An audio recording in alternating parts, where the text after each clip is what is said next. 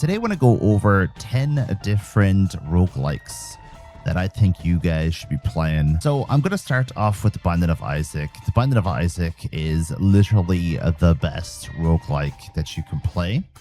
And the reason why it's first on the list is because we are going to be setting a benchmark with this game. And we are going to compare other roguelikes with this game. So the first thing I'm going to do is go over the different parts of the Binding of Isaac that make it special. First of all, you have item synergy, which is huge in a roguelike. You can make really funky builds in this game that are either going to make your life a living hell, or they're going to just make the game super easy. You're going to feel like a god. And I think in a roguelike, you should feel like a god at some point. That is part of the roguelike experience. Or sometimes it should be an extra bit of a challenge because you have a very bad build. I'm going to bring up this map here, top right of your screen. You clear floors and you try and do things like go to the shop, go to the item room, and you try and improve your character's abilities. You try to find secret rooms. You try to increase the amount of utility you have. You can take these pills, for example. This is another perfect example. I have all these different pills here. Some of them are going to be very bad, like Tears Down. Some of them are going to be really good, like Tears Up. So taking them is a risk. There is hundreds of hours of gameplay in this game. And there is going to be a boss in this room. So every floor has a boss. But I'm not going to focus on the bosses right now. I'm going to show you the next thing that is a parameter to compare the next games with. So I'm going to use this Joker card at the bottom right of your screen, and it's going to take me to a devil deal. That item there is going to cost me red health. So you can actually use your character's own health as a currency in the Binding of Isaac to try and make your character stronger. And sometimes there's benefits to not sacrificing your red health. So I'm actually going to sacrifice my red health here to get duality, which is a decent enough item. And then I'm going to leave this room and we're going to finish up with the Binding of Isaac. Make sure you treat yourself to the Binding of Isaac. What a game. The next game on our list is Enter the Gungeon, one of the best roguelikes of all time. And I'm going to show you one of the rooms in Enter the Gungeon. This is the type of gameplay you'll be doing. You'll be mostly dodge rolling around bullet hell, and you'll be switching out your weapons to determine which way you want to take out enemies. Ammo is very important in this game, and the different types of guns that you have. So you have to kind of be sparing on which guns you use against which enemies. Every floor has a boss, so same as the Binding of Isaac in that regard. And then every floor has things that you need to do after you've already cleared the floor. For example, do you spend your, in quotes, money in the shop, for example? What do you buy? What do you sell? And not every shop has a way to sell, of course. Do you use your limited resources to open up chests? Always give them a little shot before opening them up. There's different colors of chests as well, so you have to determine, like, do I open blue chests or do I leave them closed? Obviously, I got a heart holster here, so I got extra health. That was definitely worth it. And one thing that I've stopped myself from being able to do now is do the secret room. So similar to Isaac in a way, you kind of have to determine whether or not something that you're doing is worth it. And what I mean by worth it in this case is if you do the secret floor on the first floor, you have a chance of losing a lot of your health. And you really need that health in order to survive in this game. It's a lot harder to get health pickups or to regenerate health in Enter the Gungeon compared to other roguelikes. I'm going to put it here and open up this fire. Now, I need 2 keys at the back of this in order to open it up. So because of that, you are now going to have to determine whether do you open up these chests or do you open up the secret floor. And that is the big question that you have to answer for yourself. I'll just show you this room. It requires 2 keys to get in. Also, you could dodge roll in this game, whereas you can't dodge roll in Isaac. So Sometimes people prefer to be able to dodge roll in roguelikes. I could talk about Enter the Gungeon all day. Fantastic game. Make sure you guys pick it up. I love this game so much. The next game on my list that I want to show you is a game called Undermine. And I'm going to show you this little area here first because this is the first game on our list where you have a hub that you can do things in that affect the rest of the game. Now, Enter the Gungeon has something similar, but not to this extent for any of you who are very big fans of Enter the Gungeon. So for example, I can buy this item here, which increases maximum health. It costs 30,000 gold. So I'm going to buy that. And now my character is going to have more health. And I could buy another one for 60,000. I can also buy this, which increases swing damage, 4,000. And there's lots of other things I can do. So in this game, you can actually increase your character's survivability by just buying things in this little shop. And then you jump into the actual cavern. And this is where the actual game begins. Very similar to Gungeon and very similar to the Binding of Isaac. It's a grid-based system, as you can see down here at the bottom right of your screen. I have health, and once again, in this game, you can sacrifice health to make your character stronger. There are lots of good items in this game. There's lots of secrets. So, for example, I can go straight down there if I like. Every floor has an item room, which is going to allow you to do things like teleport to your pickaxe. You can jump in this game, so this is kind of your dodge roll. Some people love this mechanic, some people hate it. Obviously, you have to jump over obstacles and things as well. But the thing about the jump mechanic is sometimes you're kind of unsure where you're going to land. You obviously have your little shadow here, but if you get hit mid-air, for example, you get knocked back. So that can be a little bit awkward. Lots of secrets to unlock and Undermine. I'd highly recommend that you look up anything that you are interested in. And I definitely think Undermine should be on your radar for roguelike list. The next game on our list is Dead Cells. What an absolute amazing experience Dead Cells is. I highly recommend this game to people.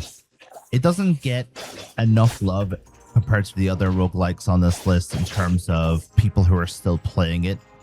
And I feel like the game is a little bit more difficult for newer players as well. I definitely think that you kind of have to struggle a little bit at the beginning to get through this. The first few levels are fine, but once you start getting into the later stages, the game can be quite difficult. In this game, you have to pretty much go from map to map, and you have to find those scrolls that I just picked up, for example, and increase your character's strength depending on what kind of build you're going for. So if you look at the bottom left of your screen, I have a sword that is colored red, and it's a katana, one of my favorite weapons in the game, honestly. And I actually had to pick pretty much from 3 different colors there from that scroll, and I picked red, which is going to increase my character's ability to use red-based items. If you look at the bottom left, however, I have red items, I have green items, and I have purple items. So you kind of have to build your character based upon what makes sense for your build at the time and what you plan to do in the future.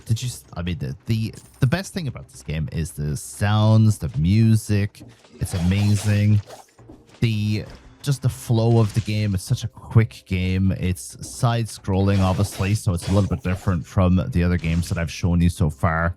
There's lots of secrets to get. I can get these twin daggers, for example. I'm going to put them here on the ice shield. You really, really will get a good experience here with this game.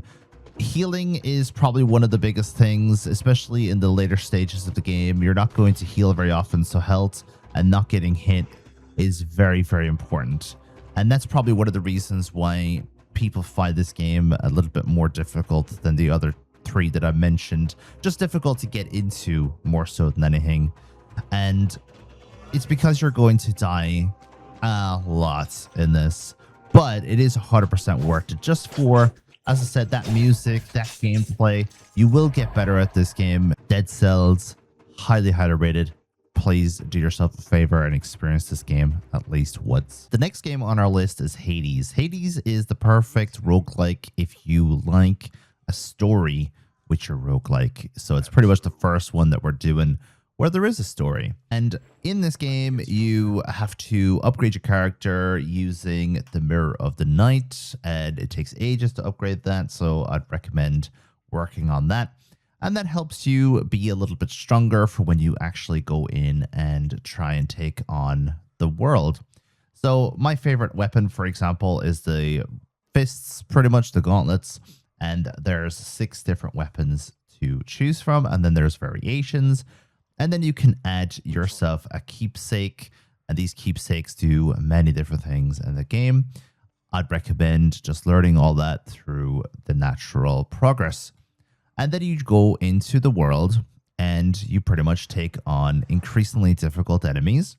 And you can increase the difficulty of the game using the heat system, kind of like an ARPG in terms of the isometric view.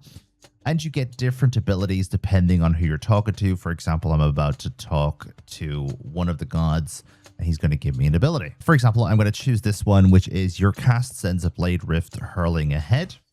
And now instead of a normal cast, I'm literally going to send like these things after the enemy. So we're just going to kill this guy real quick and move on to the next room. And then you can choose to sacrifice health in this game as well. So I can choose to sacrifice 21 health to go into the abyss, which it helps you to become even stronger. And it's a bit of a challenge. Highly recommend doing that where you can.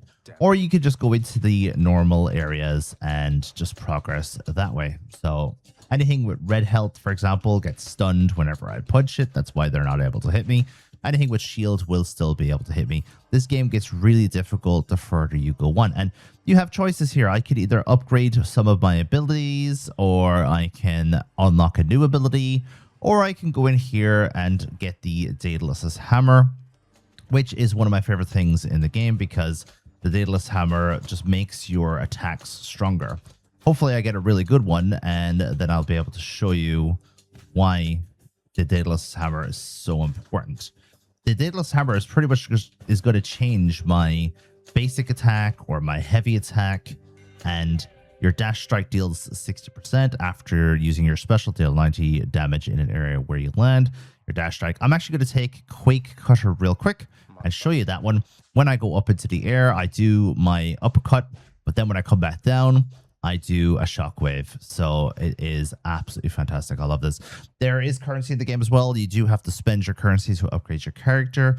In fact, here is some of the currency right there. And just in general, Hades is a fantastic game. I highly recommend it to anyone who likes this kind of game, but also wants a bit of story in it as well. And can I just say, I didn't really let you guys listen to it very much. The music is absolutely amazing in this game. 10 out of 10. The next game I want to show you real quick is Risk of Rain 2. Risk of Rain 2 is the perfect roguelike if you're someone who likes endless roguelikes. And what I mean by that is, obviously when you die, you have to start again, just like all roguelikes. However, if you manage to stay alive, there's no limit to how long you can stay on for. And if you look at the top right of your screen, it starts off in easy mode, and as time goes on, it gets more difficult. And it gets really, really difficult. You really have to pay attention to what you're doing later on in the game. In this game, you collect money, and you can use that money to open up these things here, and like not just open up those, but other like chests as well. And they help increase your character's strength. There's multiple characters to use in the game. The music is fantastic, and the game constantly gets updated with new features. And this is also a multiplayer game too, so you don't have to only play it on your own. In fact, I would recommend playing this game with friends rather than playing it by yourself. And pretty much what you're looking to do is go around the map and try and find a portal that you have to go into. And as part of going into said portal, you have to fight bosses. And those bosses are going to get extremely difficult as time goes on. Also, the builds in this game, the item combinations, you can become insanely strong in Risk of Rain 2. And that is part of the fun as well. You're looking to pretty much combine items together and make yourself a force to be reckoned with, and you actually feel like a god. So Risk of Rain 2, highly recommended. The next game on our list is a game called Brotato, where you have to choose different potatoes and they all have different abilities. I'm going to choose a one-armed potato, which means I'm only going to have one weapon, but it's going to fire super quickly. Let's pick something that is like really fast as it is, and let's get into the world. This game is pretty much an auto shooter, so you just have to move your character around and it'll shoot automatically. And you have to like dodge just by moving out of the way of projectiles, picking up items whenever they become available. I have full health, there's no point in doing that. And trying to pick up as much of this green stuff as possible so that you can use it as currency to do new weapons. For example, plus 5% attack speed if I want to increase my attack speed above 200, which unfortunately here I don't think is possible. I think even if I get to like 500, I'll still be at a kind of soft cap already. So I think we'll do +1 range damage here. Those weren't exactly great items. And then you can pick new items like revolver and stuff. But don't forget, with this character, I can only have one, so I'm not going to take any of these. Some of the items are passive. This is probably the first game out of all of the games where I have a negative to say about it. And one of the reasons why I don't play this constantly is everything looks the same, unfortunately, and the map is a bit small. Those, I suppose, two things. All these purple enemies, they all look the same. I know that there's like bigger ones later, but it's just big purple enemies. I don't like the variety as much of the enemies in this as I do in other games. And we're going to pick a +3 dodge, and we're going to do this one here as well, and just to get into wave 3. So a little bit more variety would be nice, and a bigger map too. I feel like with other games like Vampire Survivors, you have this big, huge map. Here you have this little kind of like square, so I don't like the arena. However, when it comes to just like pick up and play fun, this is probably the best one on the list, really, because you don't have to put hundreds of hours into this game to start playing it or to get good at it. You can just pick it up, play it, maybe on a lunch break or whatever, and then get back to work. I definitely recommend this one, especially for people who want a little bit of a pick up and play game. And the next game that I'd highly recommend to you is Darkest Dungeon. If there was a game for pretty much winning the voice acting and sound effects of roguelikes, it would be this one. This one would win all the awards. You pretty much have your little village. There's loads of things you can do here. You have your characters here that you could use, and we're going to click embark very simply. You need to do a lot of preparation before going on an embark, but I'm going to do this as quick as possible just to get you into some of the gameplay. So you pretty much start in a dungeon, and you have to work your way through the dungeon, taking on more and more enemies as you go. You have a position of 4 characters, and you have to keep them as best positioned as possible. So we're going to move to the next room. As you go through the corridors, you have things that you can interact with, and you have a certain amount of light as well. So we got some loot. We're going to take all. You have a certain amount of room for loot, and you have a certain amount of light. The light is going to affect how effective your characters are. So we're on 86 light at the moment, plus dodge, plus scouting, plus monster surprise. That's going to go down and down and down. The enemies themselves are very, very powerful, and they're going to be putting up quite a fight. The music is absolutely amazing, and the sound effects of hitting enemies is absolutely amazing. And this game gets really, really crazy as you go on. The voice acting is really amazing too. So we're going to start off with a quick crush on the first enemy with our tank here. A decisive pummeling. And we did some pretty good damage. Now we're going to go in with a duelist advance, but we're going to take out the second guy in line. And now these guys are both going to have lower health, obviously. Now, when you're playing this game, look at everything. Look at all these different symbols as you're playing, because they are the difference between winning and losing a run. So we're going to use our hound to kill the first guy. And we're going to keep our position here. Stress management is very important in this game. This is my healer, so she'll heal, but you could also help with doing attacks. Stress, very important. Their stress starts to go up, and if your stress reaches max, you can pretty much lose your character, or the character can go mad and start killing your other characters. So if you have any questions about this game, make sure you ask. I wanted to show you some things. I obviously haven't showed you everything. There's so much more for you to learn watching and playing this game. And the next game on our list is Vampire Survivors. And Vampire Survivors is an absolute amazing game. And it gets really, really crazy the more you play it. Kind of similar to other roguelikes. The one thing about this game, and I classify it slightly as a negative, is the amount of content that they have added to this game over the years has made the game a little bit overwhelming. There's just so much content and so much for you to do. And for a lot of people, that's going to be amazing. But for some people who just want to chill and relax and play some Vampire Survivors, and they actually want to be able to finish the game at some point, it can be a little bit overwhelming, as I said. But you pretty much walk around the map and you collect different items, which also combine together to make themselves even stronger and make stronger items. And you take out increasingly difficult hordes of enemies that get more enemies on the screen than you'll ever see in any other game, but that'll also be very, very strong too. They'll have tons of defense. And as I said, you pick up different weapons and different passives. You have space for 6 weapons and 6 passives, and you can combine them together then to make the perfect combination.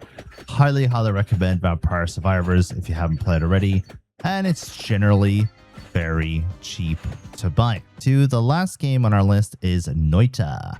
Noita is probably one of the more difficult games on this list. If not, it's either the most difficult or second most difficult. But when you get into it, when you actually learn the game, it is a joy to play. In this game, you have to pretty much travel in a side-scrolling platforming mentality, and you have to pick up new ones, and you have to use the ones to do different things in this game to take out the enemies on the map, which get, as you guessed it, increasingly more difficult. You have to combine liquids to do things. I was just about to say you have to combine liquids to do things like keep yourself alive, keep yourself protected from poison and fire and things like that. And I literally lasted about 2 seconds in this game. So get used to this screen. Get used to game over 100%. So I died from acid. I didn't even see the acid. So you were dead. Click here for stats. Click new game. You're going to die a lot. And that screen is perfect because you've no idea how crazy it is to get into this game. 100% recommend it regardless. It's so much fun once you know what you're doing. It is one of those games where you will get a lot of satisfaction out of defeating it because of how difficult it is. So remember that when you are struggling at the very beginning. I'm after walking into poison. That wasn't very good. And be very careful with destruction in this game too, because as you can see, the ground can stay on fire for ages, and your health is very, very important. You honestly will run out of health, and it'll be very hard for you to heal.